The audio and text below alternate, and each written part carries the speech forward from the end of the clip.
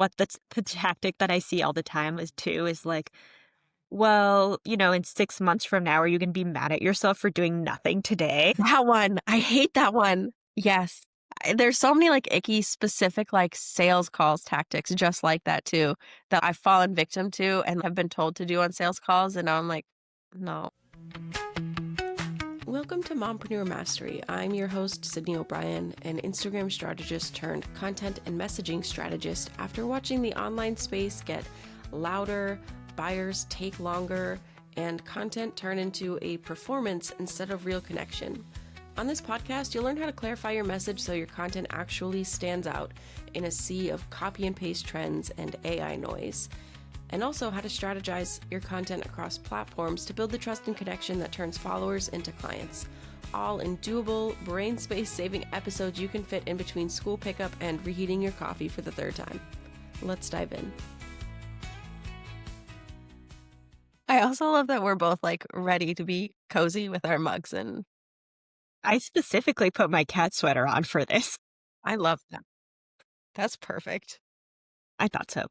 It's been my guest podcast sweater. I love that. So today I am here with Stacy, and we are going to chat about business coaching and if it's an MLM and all the shady tactics that are involved there. I've worked with Stacy. She's like an amazing copywriter for, gosh, I don't even know, a year and a half, 2 years, something like that now. I feel like it's been a Something like minute. that.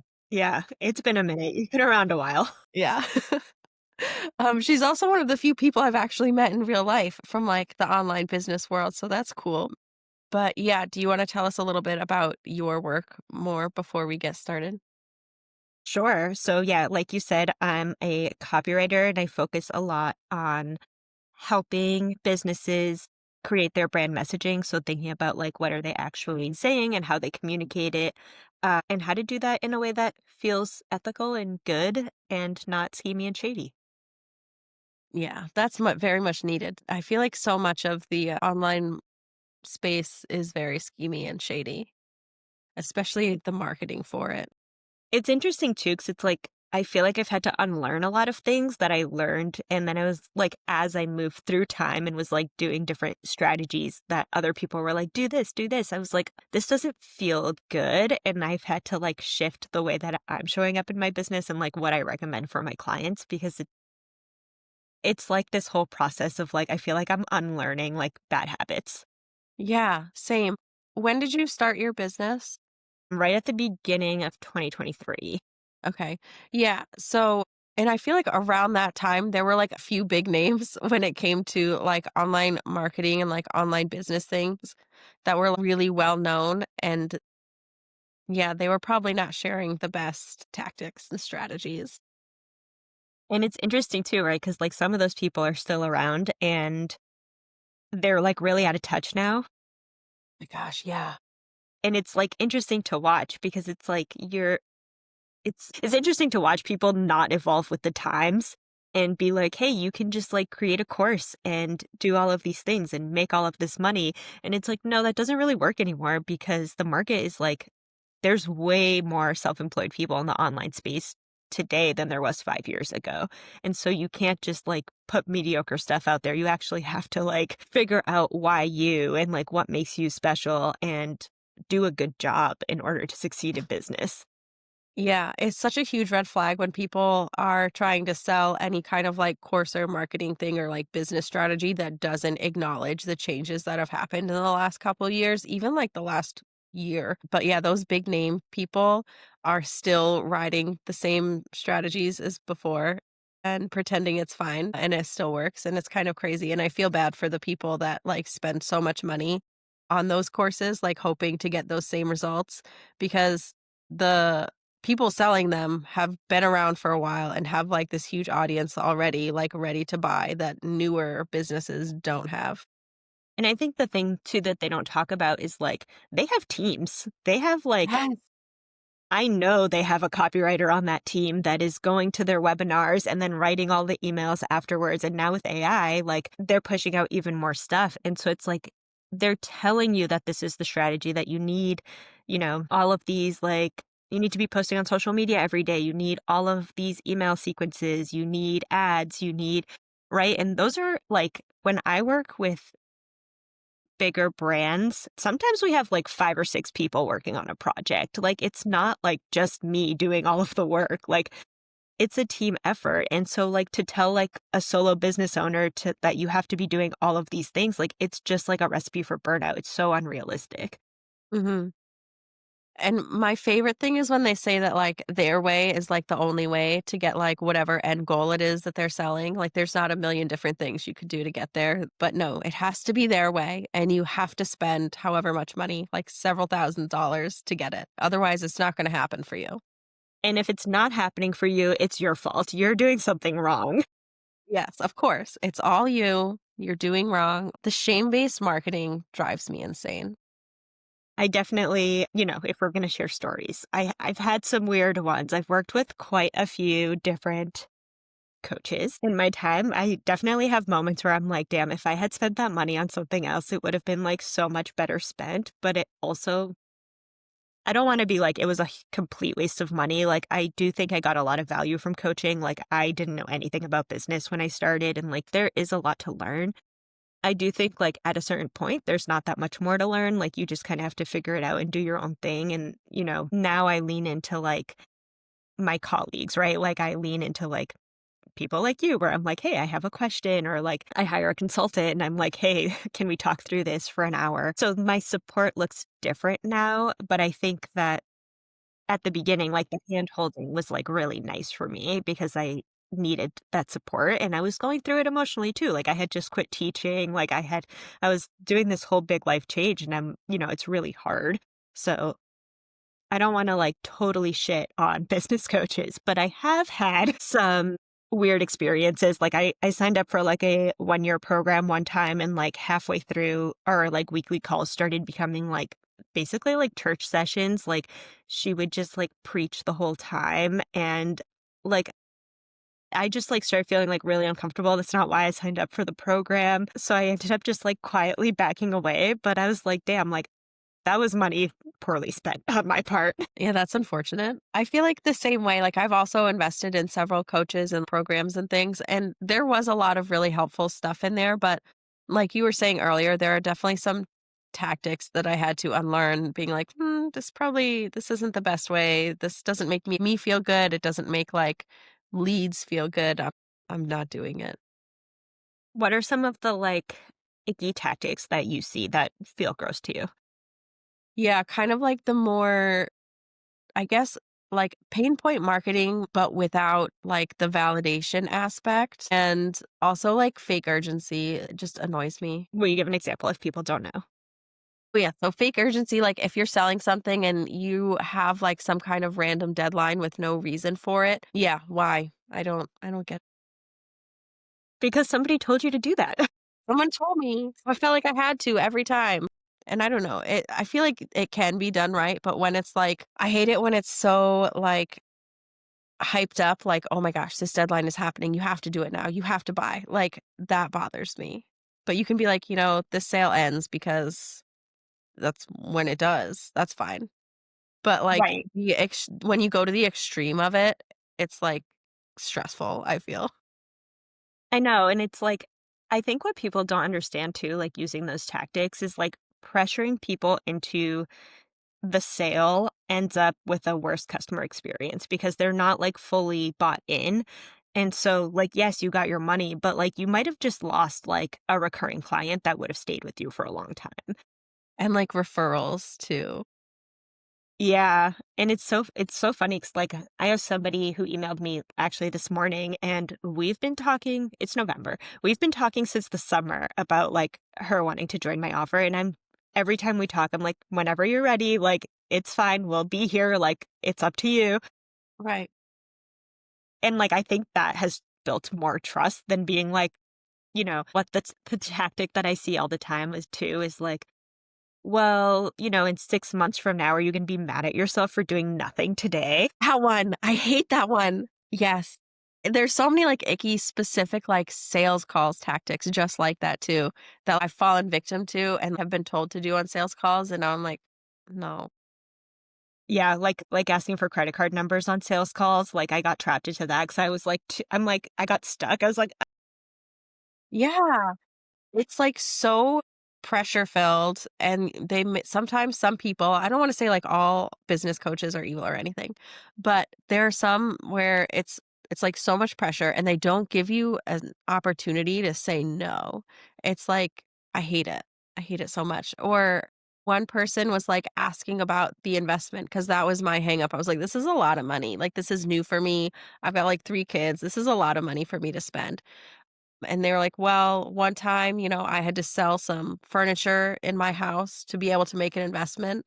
And we're like asking like what we could do, what I could do to come up with the money to be able to afford it. Not like your tactic of, "Well, I'm here whenever." And then pointing out like, "Well, if you don't do anything now, your business is going to stay the same. It's not going to grow." Like it felt really awful.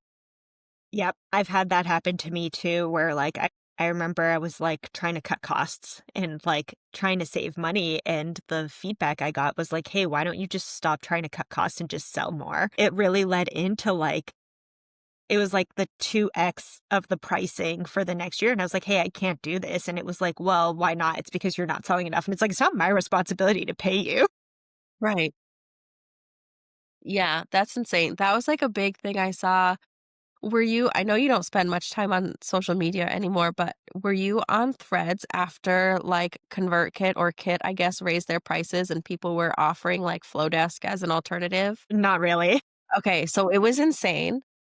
People were like, "Well, if you can't afford it, you're probably like shouldn't be in business. Like you should probably be making more sales." And I was like, "What a weird take to have." It was That's wild. so awful. It's so bad. God forbid we want to save some money. Yeah, and it's, like, just, like, so out of touch because it's, like, things are really expensive right now, like, it makes sense that you're cutting costs. I like, Yeah. budgets are tight, people are making less, like, it's really I don't know, I would never tell one of my like, if one of my clients came to me and was like, "I can't work with you," I would never be like, "This is your fault." Yeah. No one wants to hear that. That's like a surefire way to make sure they don't come back when, like, things are better for them. I know. And like you said, like the referrals piece, right? Like I had a retainer client that ended up getting laid off from their full-time job. So they were like, all right, we're going all in on business now. But it was like, okay, now I don't have this extra money to like invest. And I was like, hey, I get it. Like it's totally fine. But they're like also a great referral source. And we just like maintain that relationship. And it's not like, I don't know, it's not like I have to like be dramatic about it and like petty about it and go complain about it on social media. Right, yeah. I feel like some of my, like, highest ticket, like, recurring, like, retainer kind of clients are all from referrals. Like, I would never do anything to mess that up. Well, and I think that it's really an underrated strategy. Like, doing a good job is like such a good foundation for your success. And like having good relationships with your clients, like that's great marketing. People don't talk about it, but it is great marketing. Yeah, super underrated. Then you already have, like, so much trust with that, like, potential client that you don't have to, like, build from scratch with random social media posts and email funnels and all the things. And that's where like it's nice that you have your website. It's nice that you have your social media because they will go and check and be like, hey, does this person actually know what they're talking about? But yeah, it's hard to build that trust online now because of all of the icky things that have been going on. Yeah. Absolutely. When we were first talking about doing this episode and we sent out like the emails and I posted on Threads asking for experiences, quite a few people told me they have like just left social media because of they like those icky tactics and they got tired of seeing them. Yeah, I think one of the ones that really bothers me is like using personal trauma to sell your offer. Like they'll be like, here's this like horrible thing that happened in my life. And that's why I'm a great like coach. And this is why you should buy my offer. And it's like, it just like feels so gross to me. Like I don't know. I am definitely like a proponent of like, you don't have to share your whole self to have a business. Like you can strategically share your brand, but something about it just like feels like the crying on Instagram, like it just feels so perceived fake. Yeah. Feels like emotional manipulation. That's true. It's Like, like when you watch, like, the cult videos of, like, the MLM speakers, and they cry at the same exact, like, minute mark at every single presentation that they do. yeah. I've never cried on Instagram. Of all the, like, not great things I've done in marketing, I can at least say I've never done that for a sale. What other bad advice have you heard out there? Oh, man. I don't know. I feel like there's so many. An interesting thing, this isn't advice, but, like, how do you feel about the, kind of, like, inbreeding, like, Ouroboros effect of money spent online and online businesses? This is interesting because actually when you posted that thread about, "Hey, we're thinking about doing this episode, like, comment on it," somebody that I know commented on it and was like, "This is what happened," and, I actually reached out to her because I was like, "This seems really similar to, like, my experience and what I saw, and I'm wondering if it's the same person," and it was not the same person, but it was, like, the person who it was like the business coach above them in the pyramid scheme, and so they were using not the actual pyramid scheme, but, like, Right. they were Yeah. hiring from them, and so it was, like, the same, like, incestual group using the same strategies, and I was like, "Oh, this is so interesting." Yeah. Weird. Yeah, I feel like there's a lot of people who just, like, hire each other, and that's, like, how they, make their money, and it's just Yeah. going back and forth.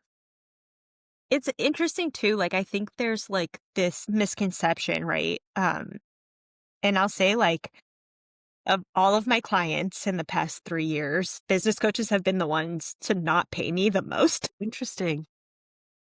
And I think that there's, like, this, like, divide between, like, how much money they say they have and all of this and actually being able to pay you. And so I think there's this, like, misconception too in the online space, like, especially when people are starting out that, like, they wanna be working with business coaches, which is fine. There's some really amazing ones out there. But, like, where I make my money is, like, actual businesses that provide actual services for people, like, not people who are just in the online space. Like, there are people who are, like, in real life, like, doing real life things, and those people always pay me. Yeah. I actually now that you mentioned that, same. I have, like, my membership and, like, services for, like, online business owners, and then I have, like, my full-on management for, like, law firms, medical offices, and, like, I've never had any issues there, and it's like yeah, agreed. Exactly, 'cause it's like they have actual money because 'cause they're real businesses doing real things. Right. Yeah, and I don't know, that's not to say, like, all like, online businesses are bad, but definitely, think about branching out.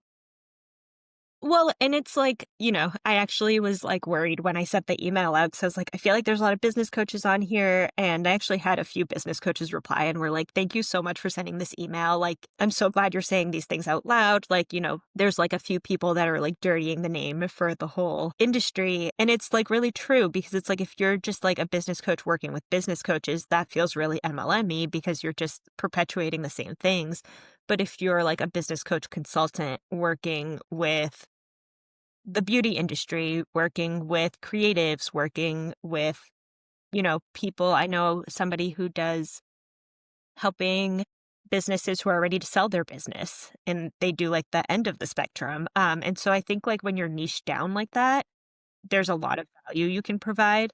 But Yeah. I think like general like business coaching that is really just how to use social media, like isn't really going to be super effective in the future, especially with AI now. You can just AI that. You can AI your business coach. You No, it's not a real person. Thank you for pointing that out. Yes, very, very important to keep in mind. But yeah, that's super true. And it kind of goes back to those icky tactics that like those main big people, they're just spreading and then to like the people that hire them, then the people that hire them. And that's why we see like so much of it.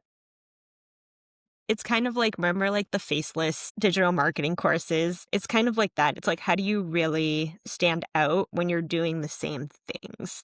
Yeah.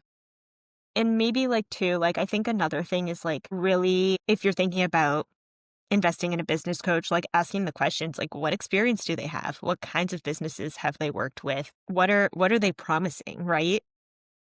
Because if you're promising tons of money, Is that actually realistic? Are your clients actually getting that? Yeah, that's super, super valid. I did work with a coach like that who did promise like their guarantee was like a certain amount of money. And while they had, I assume, some clients because I saw like good testimonials on their website and stuff who were like actual real people. A lot of the people in like the cohort I was in for the course or like group coaching thing got nowhere near that amount. So, yes, definitely something to be wary of. And on that note, I also saw a course that I was interested in investing in and went to check out the testimonials.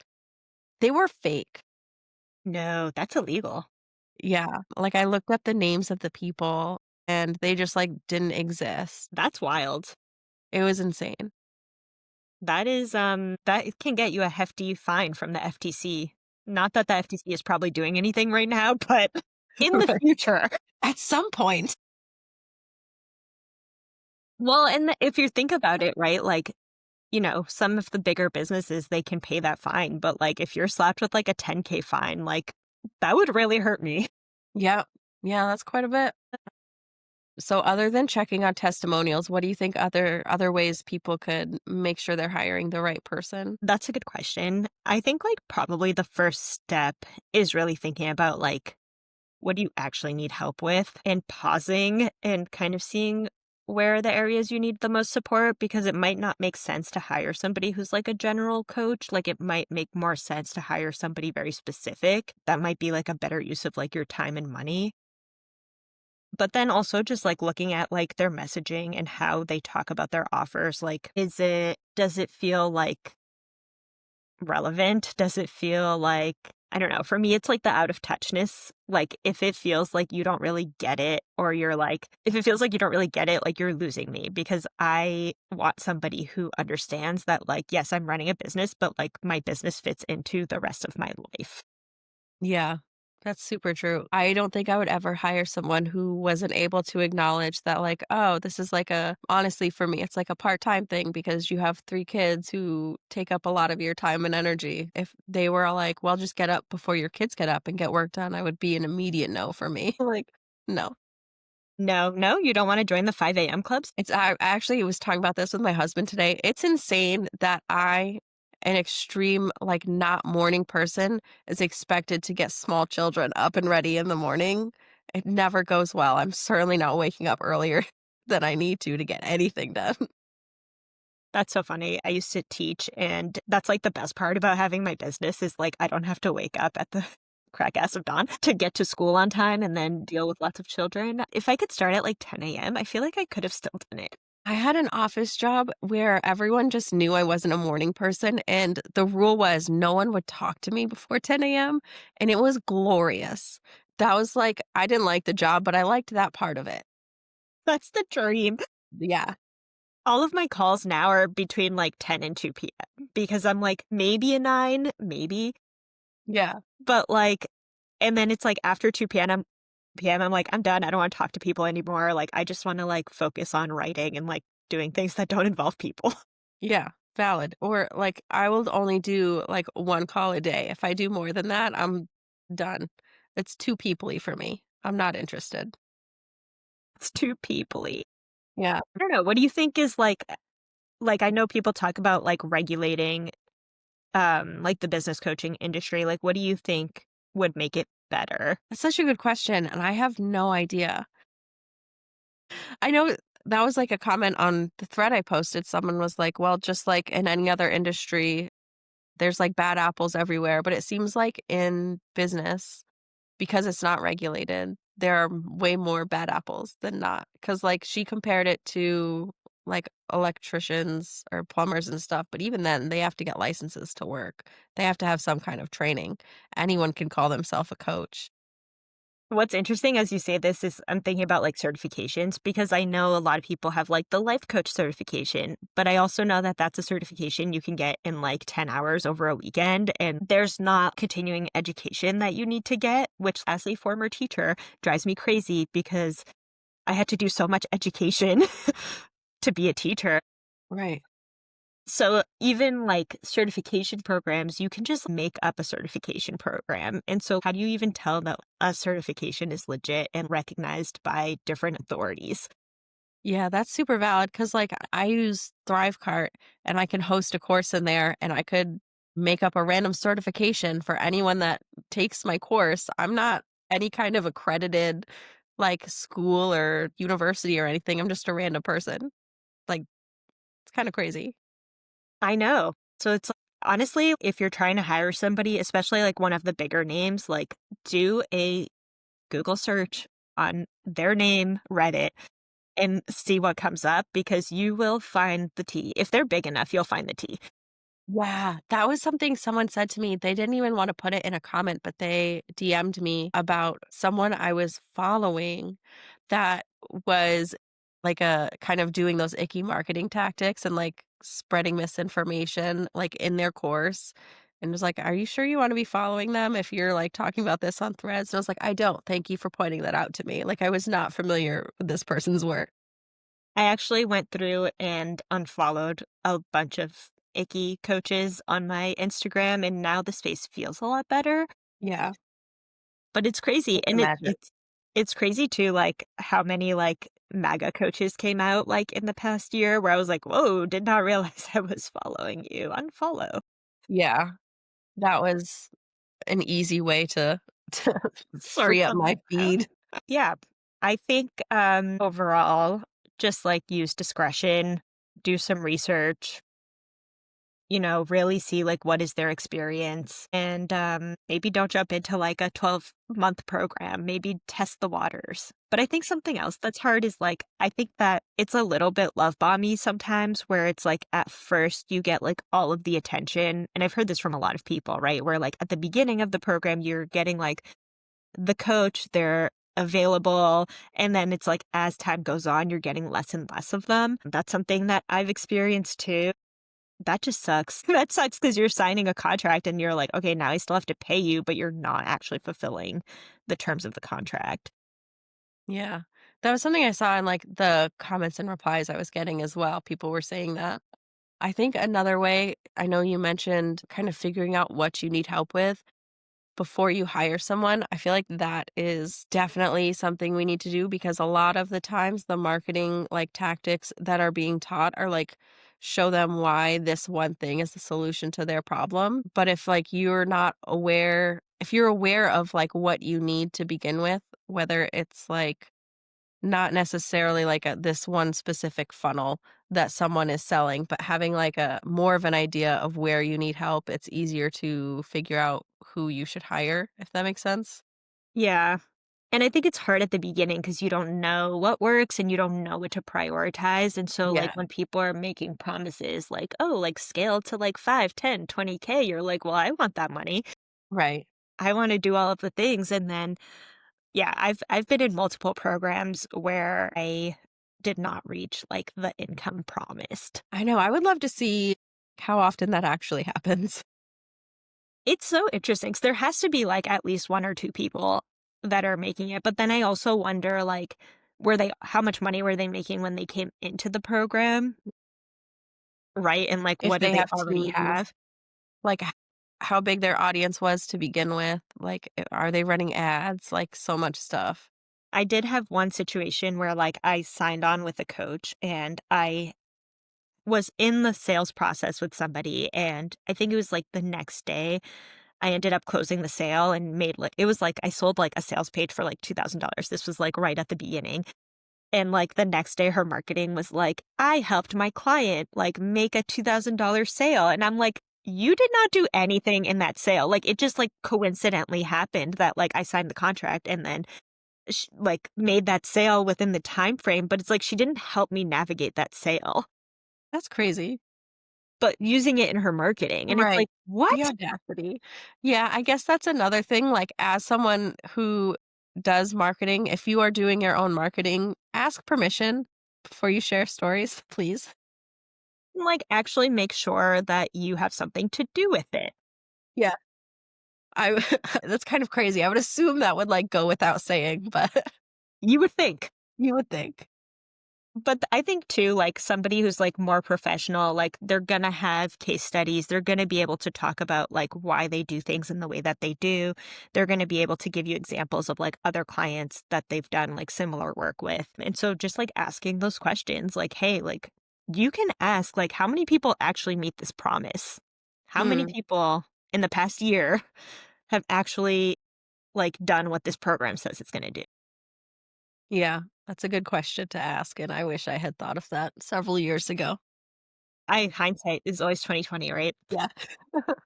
Very true. I know. I'm like, "Man, I should have just, like, invested all of that money." Right? You know, it's helping me now not paying a business coach thousands of dollars every month. Yep. Makes a world of difference. Yeah.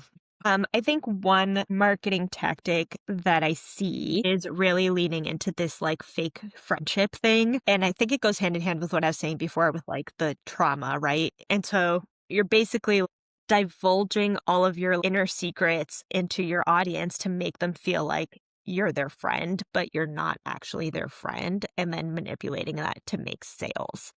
Yeah, yeah. And that's like a thing, not even with online business coaches, but like big celebrity people do that online too, or like big influencers, and it always weirds me out. It weirds me out too, like, you know, you see it with, like, T Swift, you see it with, like, Beyoncé and, like, all of these, like I'm like, "They are just people, guys, and they don't know you."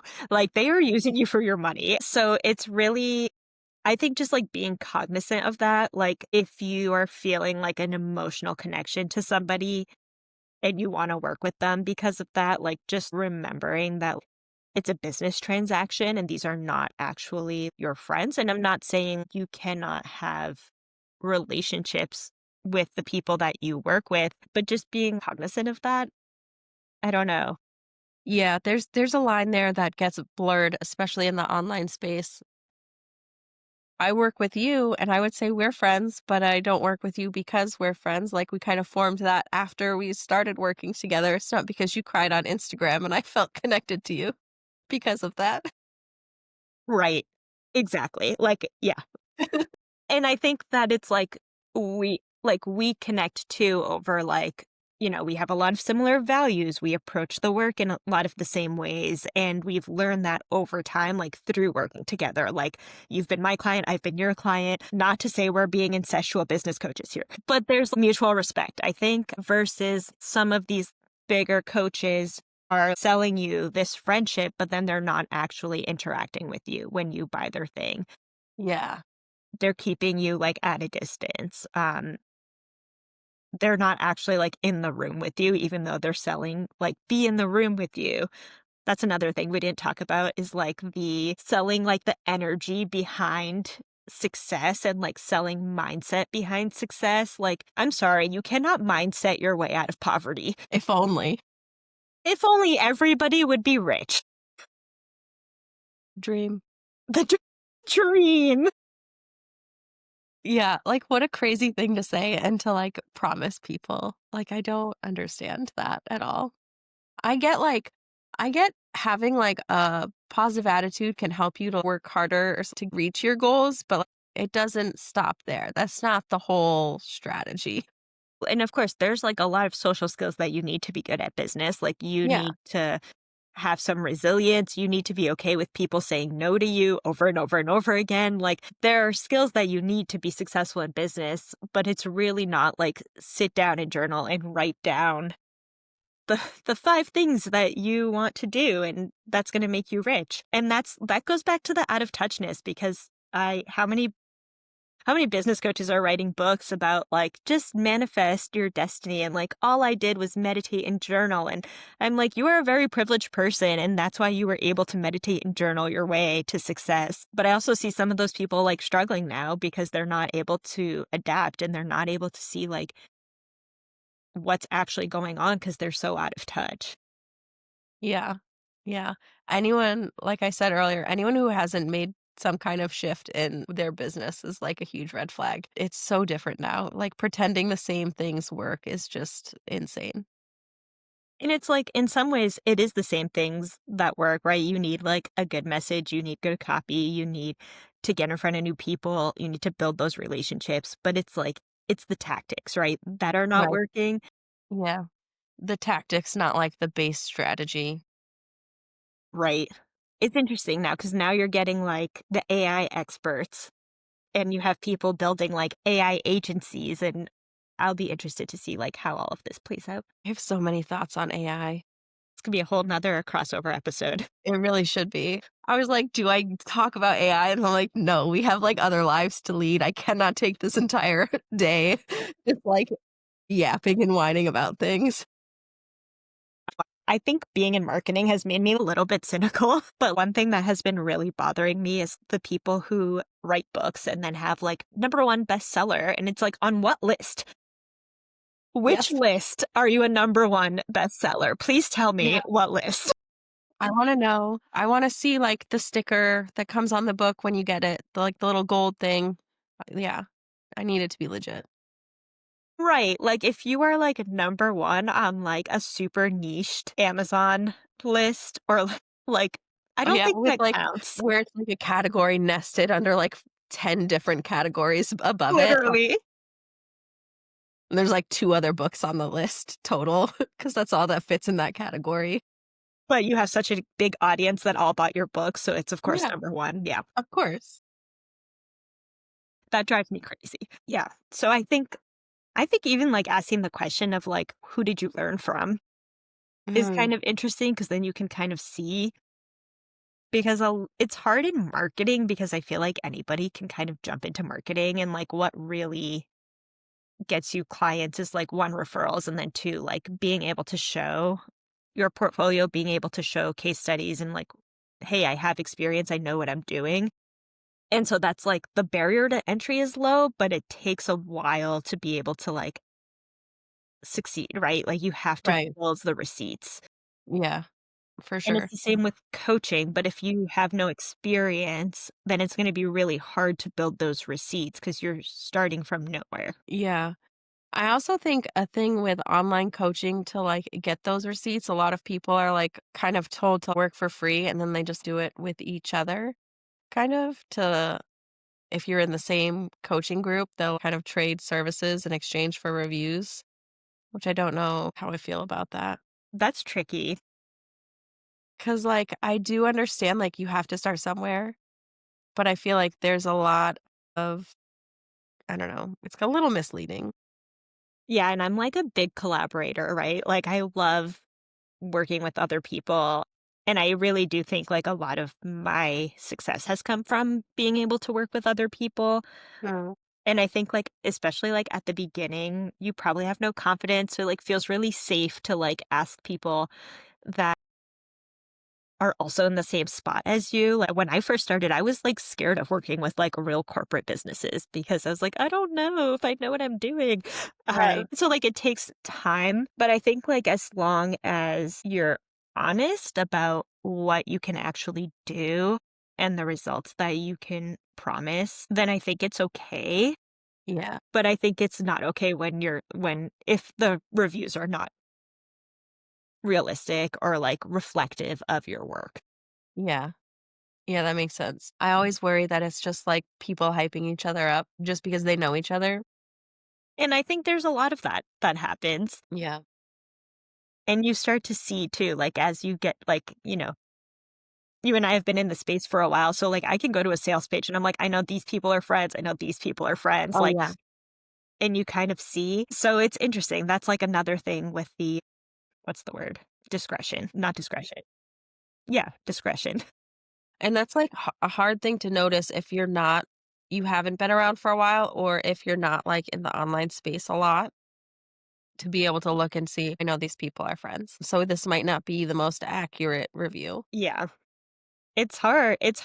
That's, like, why these strategies work for people, like, it's hard to tell, like, whether or not they work. I would Yeah. say stay away from, like, any sort of money promises. I think money promises are really hard to actually there's so much that goes into making money and making sales that there's no way that, like, one outside person is gonna be able to solve all of those for you. Like, there's a lot of different moving pieces. It does seem like, obviously, who wouldn't want those, like, 10, 20K months they're promising, but it's just so unrealistic, especially now with, like people buying differently, everything being so expensive, like I know. Yeah, it's interesting. I think, like, for me too, I'm like, I think one of the things that has happened for me is, like, I take way longer to buy. Like, I joined a Slack community and I met with the person who followed her on social media for like months and months and months. And I was like, oh, I listened to their podcast every week. Like, there was a lot that went into it and it wasn't a huge investment. Like, but it was like, I needed to know that this person was like reflective of my values. I needed to feel confident that they actually know what they're talking about. And I think that's what you need, and it kinda sucks from, like, the business owner perspective because 'cause you're like, "Well, you just have to, like, spend more time nurturing your people," and it's like, "Yeah, that's what you have to do." yeah. Yeah, that's kind of a thing for sure. But I don't I know. think Yeah, go I ahead. think I know, like, we also see kind of trends in, like, what people offer in the online business world. Do you remember when, like, funnels were, like, the thing Mhm, mhm. and, like, templates for them and stuff? So, like, those don't really work anymore because that was very much a trend. I mean, they can, but people are just taking longer to buy, so it's not gonna be the same. Right, you're not gonna have, like, your perfect 8 emails that are gonna bring you, $20,000, and I think that's, like, the other thing too with all of these marketing tactics is, like, it doesn't happen in a bubble, right? Like, you can have the perfect funnel. You're still gonna have to have conversations with people. You're still gonna have to show up places. Like, it's not just, like, put your marketing out there and then disappear, which is, like, what I feel like the marketing tells you that it is. It's like, "Hey, you just need a good website." Like, even with a great website, you're still gonna either have to have a sales call or, like, a sales conversation with people so that and, like, that's a good thing. It's not bad, like, it's a good thing that you're checking in with your clients and making sure, like, this is a good fit, like, this is working really well, and, like, I know it sucks that we don't like to talk to people, but, like, that's a really important step. Yeah. Yeah, I hate it. I hate it so much, but it has to happen. Yeah, and it gets easier, right? Like, especially if you're, like, not putting so much pressure on it, like, it's not like, you have to, like, remove yourself from the, like, it's about making money and really thinking about, like, is this a good fit for the person that's in front of me, and, like, can I actually serve them well? Yeah, and not even if it's, like, a good fit for them, but if it's a good fit for you too. Like, I don't wanna work with people who don't understand, like, the way I work, um, because then it's just not gonna be good for either of us, like Yes. but, like, I've also been around where, like, I know other people, and if I'm like, if it's not a good fit with me, like, this person might be better for you. And I think that honesty goes, like, a really long way. Yeah, for sure. I have people that I worked with in, like, completely different industries, like, I worked with, like, someone who made toys, and it ended up, like, a referral for, like, an editor, yeah, it was really interesting, so knowing that honesty and, like, the client experience is a big part of it is, like, so underrated. Much more important than those 8 perfect emails that'll get you 20K or whatever. Right. I know. I did have to break up with a client this summer. That was a little bit rough, but not a business coach. uh, Yeah. Those are always, like, the hardest I've only had to do it once, but it was, like, a really tough conversation. yeah, I had to that was like a time where I had to lean into my support network because I was like, I don't know how to handle this situation, but I know I need to leave the situation. Right. And so that's where I kind of went to other people that I know have gone through the same thing. And I asked them, like, hey, how did you approach this? Like, do you have any advice for me? Uh, and so I think, like, if you are struggling with something, like, don't feel like you have to invest right away. Like, see who's in your community. Like, I'm always willing to answer questions. Like, I know you're willing to answer questions. Like, there are people around who are willing to help. Like, I'm not gonna, like, write your copy for you or give you your messaging, but, like, I will help you, like, work through something. Right, yeah, for sure. I love answering questions. I'm not gonna, like, make a month of content for you, but if you have a quick question, I'm happy to chat. Exactly, and so I think, like, just tapping into your network too. There are people around who are willing to help, and, I had somebody when I first started who was just, like, so awesome with me and was very much like, "Hey, if you I know it's really hard at the beginning, if you need help, like, reach out," and they are one of my biggest referrals because I've just been like responsive and work hard for them and all of that. So, you know, I think takeaways are like be honest in your marketing, use discretion when reading other people's marketing and realize that like it's marketing and they're trying to spin it in the best way possible and ask the hard questions Mhm. and do a good job. Yeah, I feel like the biggest thing is remember they're a business first, even if it's a person you're connecting with, like they're here to make sales ultimately, and look at what they're saying from that perspective. Right. Kind of like when you see anything on social media. This is like a thing now that my oldest is getting more access to the internet. I'm like, what is this person trying to say and why? Whenever we see videos, so they don't turn into like Charlie Kirk followers. Yeah. And that's hard, right? It's a skill, right? To be able to look at something and really think about it and say like, "Hey, is this actually true? Is this actually realistic?" And you do have to do some digging. And I think that's like where it's hard because it's so fast. Like you're getting ads, and then if you click on that ad, you're getting ads all the time for that thing. And so you're getting exposure to this and you're hearing the message and your first instinct is probably to like jump in and be like, "Hey, I want this." And so really like forcing yourself to pause and like ask the hard questions and really think about like, is this actually in my best interest? And talk to a colleague before you like jump into a big investment to see like, does this actually make sense? Like, what do you think about this? Would you spend this money? Because sometimes, like, having that outside perspective, somebody might be like, "Actually, no, like, that doesn't seem like the best use of your investment." Yeah, and that's like another way of that fake urgency just feels so icky. Because like, you really do need to take the time to think about it and make it sure it's a good decision. So when people are like, "Oh, you only have 24 hours to buy," you don't. The offer will probably be there later or another one just like it. Like, it's not that serious. I think the other thing that I really hate is, like, the messaging behind, like, if you're not willing to, like, give it your all, like, you're gonna fail, and, really telling people that, like, they should spend their last amount of money or whatever it is. Yeah, that's so gross. It's Like, so gross. there's so few things in life that I give my all, and I never want to do it.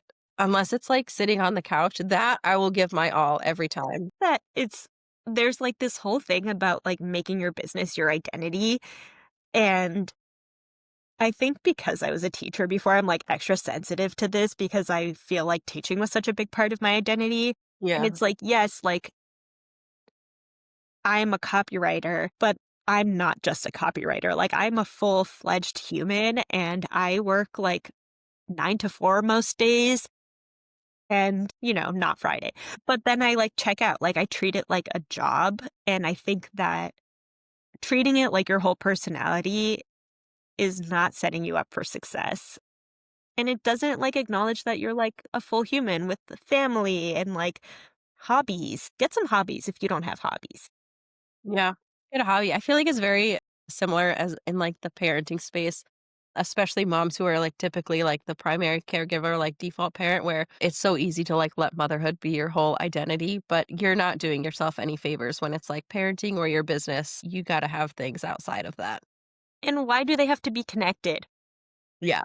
Like, I see that a lot too with, like, religion is coming into a lot of business coaches now, which is, like, fine, but, like, if that's, like, your niche, but it's just, like, why are those identities connected? Like, they're separate things, and, like, when you're working with, like, I don't know, like, I work a lot in the manufacturing space, like, I would never refer out, like, a Christian business coach to, like, you know, my engineers that I work with.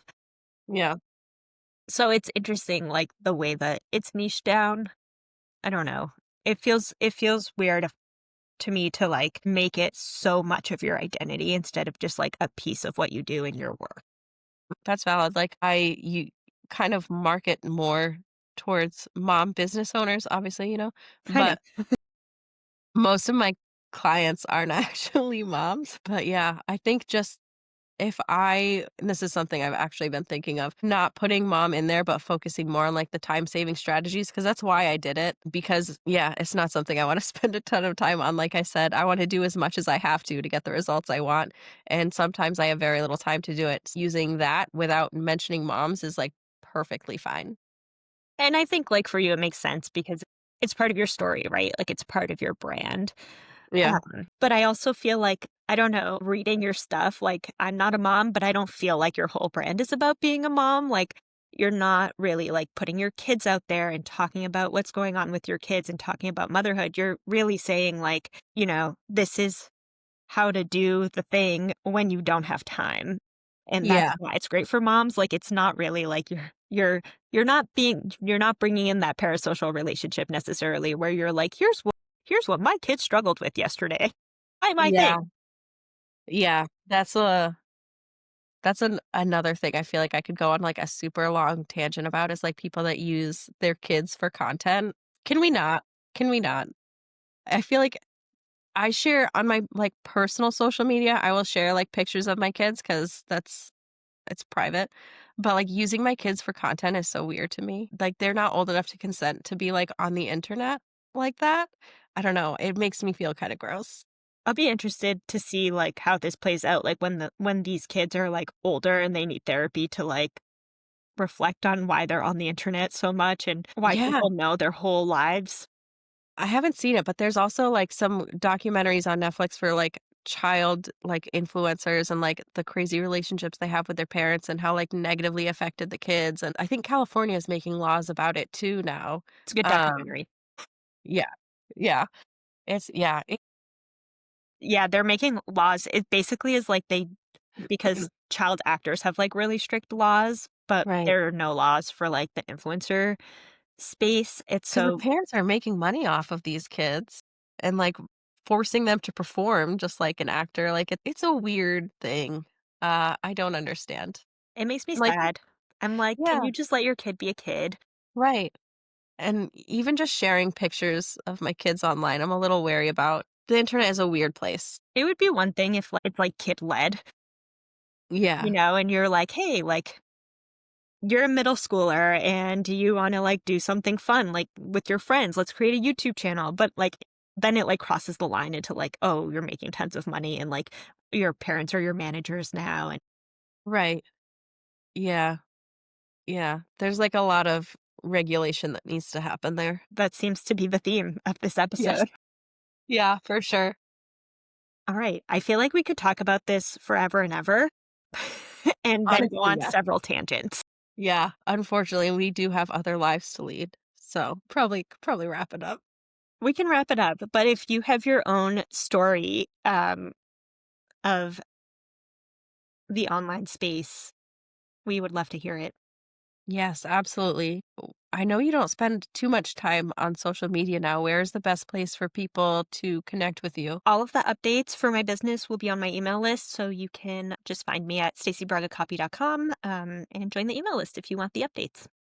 Yes, definitely do that. She has great, helpful emails. And I am on Instagram at sydneyobrien.co if you want to if you want to share your story with me there. Awesome. Well, thank you so much for coming and ranting and venting with me. Yes, thanks for having me. That's it for this episode of Mompreneur Mastery. If you're building a business around your life, not the other way around, and you're tired of being told to hustle harder to make sales when you're already hustling at 110%, I hope this gave you a breath of fresh air. And if it did, I would love it if you left a quick review or shared this with another mom entrepreneur who is ready to market with more strategy and way less stress. And if you want to see what a cohesive content map across multiple platforms with strategic messaging looks like, check out the link in the show notes to grab your free copy of the Buyer Journey Content Map. I'll see you next time.